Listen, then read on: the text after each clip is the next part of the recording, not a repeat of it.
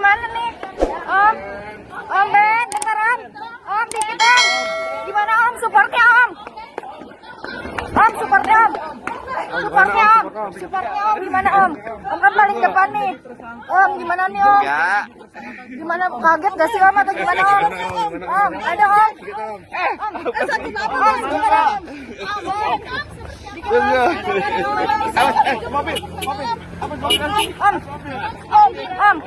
Om, gimana nih Om? Om, kondisinya sebenarnya gimana di dalam kemarin rame Om? Ada kejadian. Om. Kalau menurut saya, pandangan saya tentang undang-undang kesehatan di Indonesia saat ini sebenarnya udah cukup baik ya. Tapi ada beberapa pihak yang menyalahgunakan wewenang tersebut sehingga banyak disalahgunakan. Khususnya itu sekarang yang lagi tren itu rokok elektrik itu ya, yang vape elektrik itu. Ya, yang dipergunakan, yang dikonsumsi sendiri namun memberikan efek dalam jangka panjang gitu, sehingga itulah yang menyebabkan hal tersebut berbahaya bagi kita untuk dikonsumsi. Terfokus kepada undang-undang kesehatan karena zat tersebut itu penyalahgunaannya pun harus sesuai dengan peraturan hukum, yaitu harus adanya dengan resep dokter.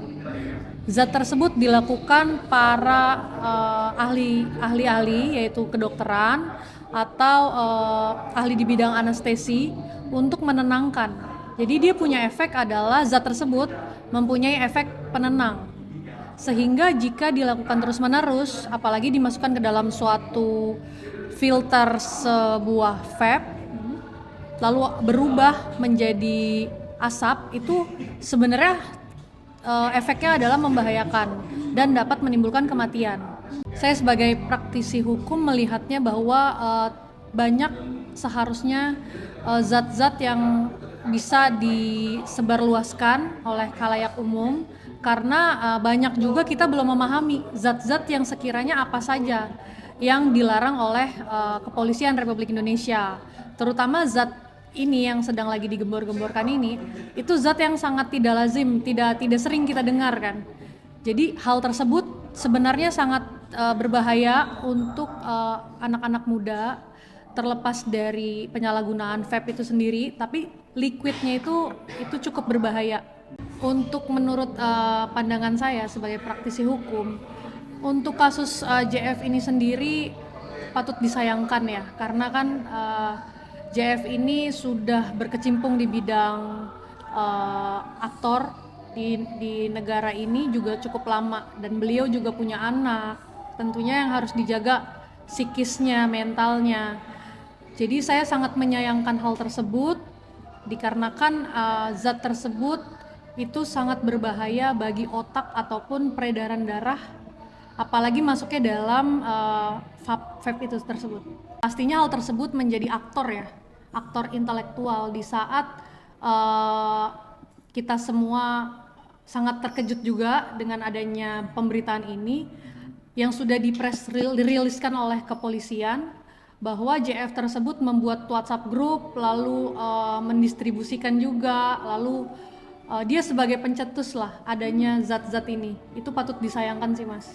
Berarti itu krusial juga ya peran dia?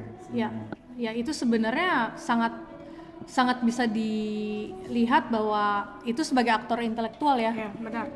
Begitu. Untuk prosedur memang negara kita negara hukum dan diperbolehkan jika memang sudah ada surat dokter pastinya. Tapi kemungkinan besar polisi juga akan mendalami dari proses-proses tersebut. Gitu. Jadi memang harus semuanya bertahap. Sedikit ya Mas, saya mencoba untuk menjelaskan bahwa di dalam pasal 435 itu yang berbunyi bahwa setiap orang yang menyatakan mengedar, memproduksi alat-alat kesehatan, farmasi tanpa adanya prosedur yang aman dan bermutu itu dapat dipidana penjara selama 12 tahun dan dendanya 5 miliar rupiah. Jadi ini merupakan Undang-Undang Kesehatan ya nomor 17 tahun 2023 sebenarnya itu sudah menguatkan sebenarnya. Cuman sebagai pihak-pihak yang lain itu yang mencoba untuk ibaratnya menyelewengkan lah ya, mencari cara bagaimana hal tersebut itu bisa digunain di Indonesia. Padahal sebenarnya aturan kita tuh sudah kuat Dan melarang dan penggunaan melarang zat ya, tersebut. dan dilakukan juga dengan bersama-sama ya. Jadi yang saya lihat di sini kan terlalu banyak ya masyarakat ataupun akun-akun buzzer yang kadang tuh menilai semuanya tuh dari sisi mantan istri. Jadi yang saya ketahui kemungkinan besar dari pihak sebelah selalu menjelek-jelekan mantan istri, yang dimana sebenarnya Kak Dena sendiri itu sangat sebagai ibu sangat baik dalam melakukan perannya sebagai ibu. Jadi mau diserang dari sudut pandang manapun sebenarnya tidak akan terkecoh, dan mungkin ini adalah menurut saya jawaban dari hati-hati yang tersakiti. Bukan berarti bahagia atas dasar berita ini, namun saya melihat bahwa ada hal-hal di mana ternyata kebenaran itu terungkap gitu. Diamnya Kak Dena adalah diamnya seorang wanita yang kita nggak tahu hatinya dia sakit hati melawan buzzer-buzzer yang ada, menjatuhkan, menjelek-jelekan, sehingga framingnya Kak Dena ini kan jadi negatif ya Mas ya. Dan alhamdulillah dengan kesabarannya dia, dengan doanya Kak Dena itu sendiri, ya ini menjadi titik balik. Karena memang selama ini yang kami semua tahu Kak Dena adalah sosok seorang wanita yang luar biasa. Sebenarnya curhatannya tidak terlalu mendalam. Kita hanya ya say hi, saling kasih support satu sama lain gitu. Tapi tidak dapat dipungkiri memang pasti ada impact. Hanya saja Kak Dena itu orangnya tidak mau ambil pusing gitu. Dan memang saya lihat ibadahnya juga Kak Dena itu sangat bagus ya. Jadi semuanya memang dia pasrahkan saja kepada Allah gitu. Jadi bisa mungkin kita bisa lihat bahwa dari updatean Kak Dena juga ya itulah jawaban dari hati kecilnya dia. Sebenarnya kalau kita bilang bahagia, kita nggak bisa bilang harus bahagia di atas permasalahan orang lain ya, apalagi mantan suami. Sepertinya Kak Dena bukan tipikal wanita yang seperti itu. Tapi ini adalah jawaban-jawaban dari buzzer-buzzer yang selalu memframing Kak Dena adalah yang buruk-buruk gitu. Jadi ini adalah jawaban.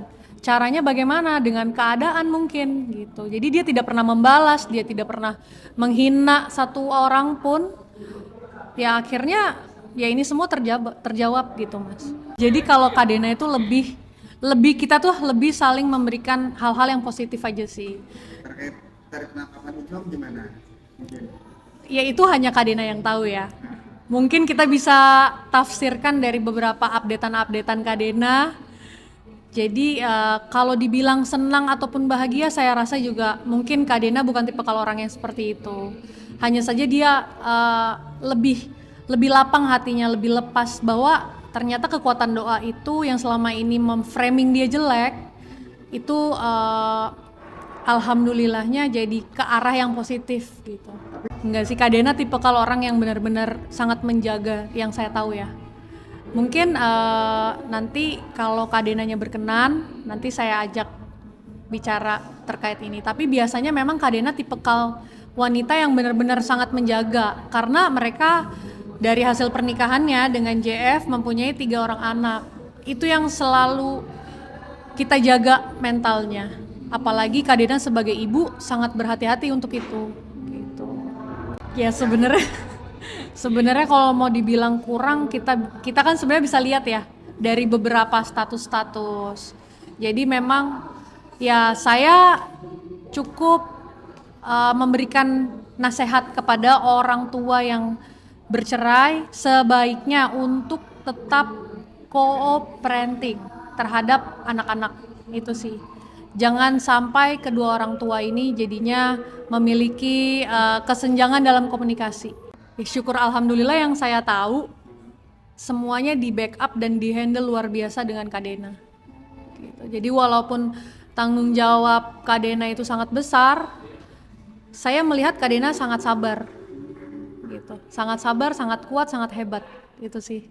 Ya kita nggak bisa bilang juga ini soal karma ya Mas ya, tapi mungkin ini adalah doa-doa orang yang terzolimi, itu sih yang saya lihat gitu. Jadi kita yang kenal, berteman dekat dengan Kak Dena, siapapun itu, netizen pasti akan mensupport di saat wanita-wanita tersakiti seperti Kak Dena tentunya, yang dimana sebenarnya bukan karma tapi ada namanya hukum alam ya.